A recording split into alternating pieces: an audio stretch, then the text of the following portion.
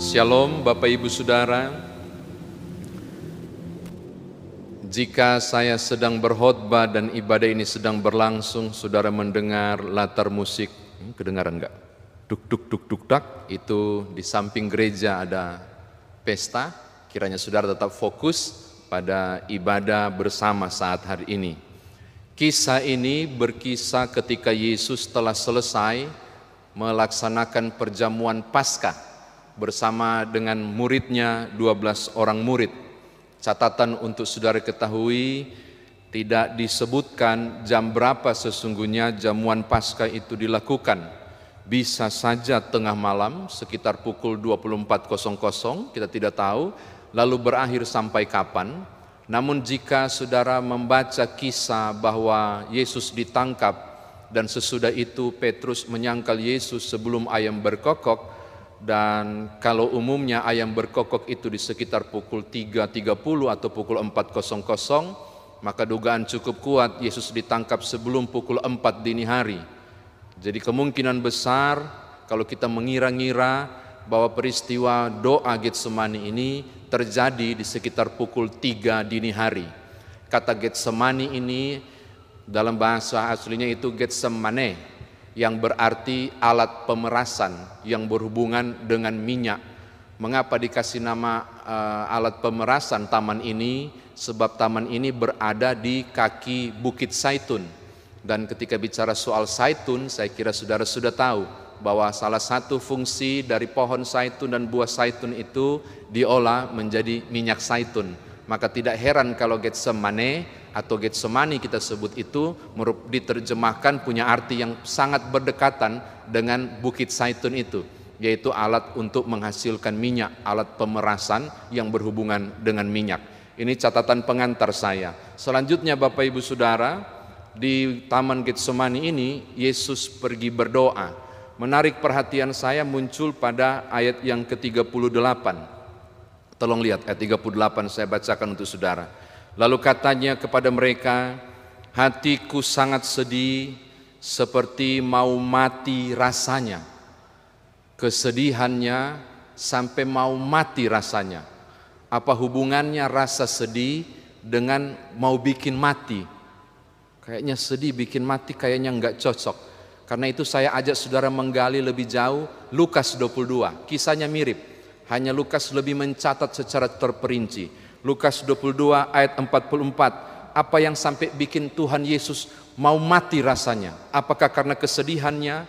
Di Lukas pasal 22 ayat 44 bilang begini, ia sangat ketakutan dan makin bersungguh-sungguh berdoa. Takut itu bisa bikin mati tuh. Tiba-tiba jantung berdebar luar biasa, dapat serangan jantung. Dugaan cukup kuat adalah Yesus ditimpakan mengalami ketakutan dahsyat. Bahkan kalau saudara membaca lebih jauh Lukas pasal 22 ayat 44, ketika ia berdoa, Alkitab memberi kesaksian bahwa peluhnya itu menetes seperti darah, bertetes seperti titik-titik darah yang bertetesan ke tanah. Orang bilang, wah mujizat, berkeringat sampai berkeringat darah. Bapak Ibu, di kondisi ini sebenarnya Tuhan Yesus sedang mengalami satu peristiwa medis yang disebut dengan hematidrosis. Hematidrosis itu adalah peristiwa pecahnya pembuluh kapiler di sekitar tempat keluarnya keringat, permukaan kulit. Jadi pembuluh kapiler itu pecah. Mengapa pembuluh kapiler itu pecah? Karena tubuh melepaskan senyawa kimiawi, mendesak begitu kuat pembuluh kapiler itu dan pecah. Ketika pecah, dia keluar bersamaan dengan keringat. Sehingga Lukas bilang, Lukas ini seorang tabib dan dia sangat tahu. Dan mengatakan tetesan keringatnya seperti tetesan darah, bukan darah, seperti tetesan darah. Pertanyaannya, kenapa Tuhan Yesus mengalami peristiwa hematidrosis? Untuk saudara ketahui, hematidrosis itu jarang terjadi pada umumnya, tapi hanya mungkin terjadi apabila seseorang mengalami tekanan psikologi yang sangat tinggi. Maaf kalau saya menggunakan kata melebihi tingkat stres. Ketakutan yang sangat dahsyat itu di titik yang tidak mampu ditanggung lagi, senyawa tubuh melepaskan senyawa kimia hingga kemudian pecahlah pembuluh kapiler. Kalau saya jelaskan begini, saya yakin di kepala saudara, Tuhan kok takut, Tuhan kok galau begitu, sampai berdoa 3 kali. Bahkan Lukas bilang ketakutan sangat, Injil Matius bilang hampir mati rasanya. Kok takut? Saya mau jelaskan sedikit kepada Bapak Ibu. Kalau saudara percaya bahwa Yesus adalah Allah, maka seharusnya saudara juga percaya karena Dia Allah, Dia Maha Tahu. Kalau saudara percaya bahwa Dia Maha Tahu, maka Dia sangat tahu kapan dan jam berapa Yudas melakukan ciuman Yudas. Dan kalau saudara tahu dan percaya bahwa Yesus Maha Tahu, maka Yesus pasti tahu jam berapa Dia ditangkap. Saya lebih kasih luas. Karena saudara percaya Yesus adalah Allah, maka Dia sangat tahu seluruh detail. Itu berarti Dia sangat tahu berapa kali Dia akan diombang-ambing ke pengadilan, 6 kali. Berapa cambukan yang Dia dapat, menurut penelitian kain kafan Turin 121 cambukan. Berapa ukuran paku yang akan masuk, berapa jenis siksaan dan semenderita apa. Kalau saudara tahu dan percaya bahwa Yesus adalah Allah, maka setiap detail tetesan darah yang Dia keluarkan selama 6 jam pertama, waktu penangkapan dan penyiksaan, Yesus sangat tahu.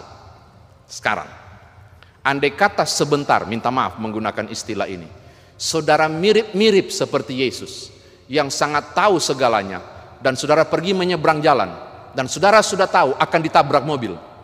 Saudara juga sudah tahu benturannya kayak apa. Saudara juga tahu betapa luka yang akan saudara dapat, berapa yang akan dikasih patah, yang kena patahan itu. Mobil sebesar apa, dan dahsyatnya kayak apa. Saya mau tanya, stres nggak? Takut nggak? Menderita nggak secara psikis? Tuhanmu ada di posisi ini. Karena Dia adalah Allah, tapi juga Dia adalah manusia, maka kekhasan manusia Yesus ambil. Apa itu? Lapar. Saudara pernah baca kan? Yesus lapar waktu digoda iblis, kemudian menangis, Lazarus mati. Berarti juga rasa takut adalah hal yang manusiawi, sebab Yesus bukan hanya Allah, tapi juga adalah manusia. Jadi ketika saudara membaca redaksi ini tekanan yang luar biasa. Nanti Bapak Ibu, hari Sabtu kalau Tuhan izin, saya akan tunjukkan kepada saudara melalui live streaming di Zoom maupun YouTube tentang 3 jenis penderitaan yang dialami Yesus: fisik, psikis, dan spiritual, dan bagaimana tinjauan medis dan teologis tentang proses penderitaan itu. Tetapi kita nggak akan bicara lebih jauh soal itu. Saya hanya menjelaskan tentang bagaimana Dia sangat takut soal itu. Oke? Ini hal yang kedua. Yang ketiga, Bapak Ibu, perhatikan redaksi doanya. Ayat 39. Wow. Ya Bapakku, jikalau sekiranya mungkin, biarlah cawan ini lalu daripadaku. Tetapi janganlah seperti yang ku kehendaki, melainkan seperti yang Engkau kehendaki. Tahukah saudara apa arti cawan yang dimaksudkan oleh Tuhan Yesus pada bacaan kita saat ini? Dalam Alkitab cawan punya 2 arti, Bapak Ibu. Saya rujuk Mazmur 23 ayat 5 itu bicara soal berkat. Tapi di sisi yang lain, Mazmur 75 ayat 9, cawan itu bicara soal murka Allah. Jadi bukan gelas minuman, dia cuma memberi simbol. Cawan itu murka Allah yang akan ditimpakan kepada manusia yang berdosa. Lalu doa yang kedua, kalau cawan ini lalu, hanya mungkin lalu lewat aku minum, yaitu kalau murkamu harus ditumpahkan kepadaku, jadilah kehendakmu. Catatan kedua, bukan Yesus yang harus minum cawan itu, bukan Yesus yang harus menerima cawan murka Allah, tapi engkau dan aku yang harusnya menerima ketakutan Getsemani itu. Maka tidak heran dalam kegalauan yang luar biasa, kalau boleh lalu, tapi kalau memang harus kuminum, jadilah kehendakmu. Ini bukan doa yang menunjukkan egonya, tapi ini doa penyerahan diri untuk berkata, kalau aku harus mengambilnya demi umat manusia, penderitaan itu harus aku terima, murkamu harus ditimpakan untukku, maka jadilah kehendakmu. 3 kali jenis doa itu dilakukan. Ini catatan saya yang ketiga. Yang keempat dan yang terakhir, Bapak Ibu, saya tertarik ketika para murid tidur, 3 orang murid ini tidur, ayat 41 itu luar biasa. Dia bilang begini, berjaga-jagalah dan berdoalah supaya kamu jangan jatuh dalam pencobaan. Roh memang penurut, tetapi daging lemah. Berapa banyak orang yang suka ayat ini, tapi sukanya cuma bagian akhir. Maklumlah kalau saya bikin dosa, kan roh memang penurut, tetapi daging lemah. Dia cuma baca bagian akhir. Bagian atas justru luar biasa pengajarannya. Berjaga-jagalah dan berdoalah. Mengapa Yesus perlu berdoa di Getsemani? Karena pencobaan ini begitu besar. Terima cawan ini atau tolak cawan ini, nanggung cawan ini atau lepaskan cawan ini. Dia memohon kekuatan dari Allah. Hal ketiga, saya mau tutup kepada saudara, mau katakan begini, kepada Petrus dan teman-temannya, Yesus masih memberi kesempatan pengajaran. Di tengah rongrongan yang luar biasa, tindihan yang kau alami, pencobaan yang begitu berat, gampang sekali engkau tergoda, gampang sekali engkau jatuh karena roh memang penurut tapi daging lemah. Kata kunci yang utama engkau menghadapinya Petrus, berjagalah dan berdoalah. Saya kira demikian firman Tuhan ditafsirkan bagi kita.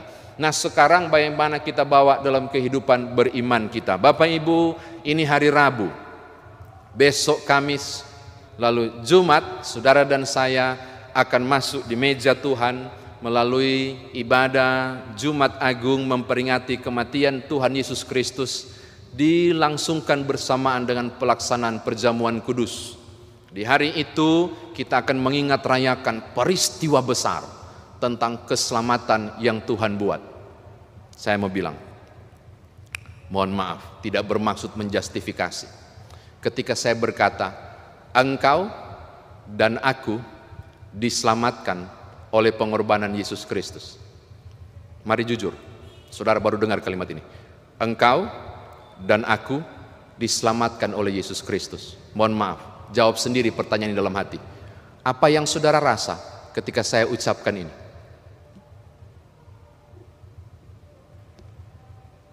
Sekali lagi, saya tidak bermaksud menjustifikasi. Tapi bolehkah saya mau bilang begini, Bapak Ibu dan saya, rasanya tidak rasa apa-apa. Seakan keselamatan itu memang layak untuk saya. Biasa saja mendengar kalimat itu sekarang kan. Engkau dan aku telah diselamatkan oleh Yesus Kristus. Saya mau kasih tahu saudara, bahwa hal yang biasa seakan saudara rasakan, aku rindu supaya engkau merasakannya menjadi luar biasa. Bahwa untuk hal yang biasa engkau rasakan, karena tiap hari barangkali dengar khotbah tentang diselamatkan oleh Yesus Kristus, prosesnya tidak mudah. Hingga peluh itu menjadi darah. Hingga Tuhanmu dan Tuhanku mengalami tekanan psikis yang luar biasa. Karena dia tahu model apa penderitaan itu. Hingga anak domba Allah, putra Allah itu harus diserahkan menjadi pengganti kita. Kemarin dalam webinar saya katakan, Yesus memang tidak berdosa. Tapi di atas kayu salib, mengapa dia berseru Eli Eli sabaktani, lama sabaktani? Kenapa Tuhan menjauh? Karena Yesus sedang berperan sebagai pendosa. Walaupun dia tidak berdosa. Menggantikan saya dan saudara. Tuhan jijik pada pendosa itu.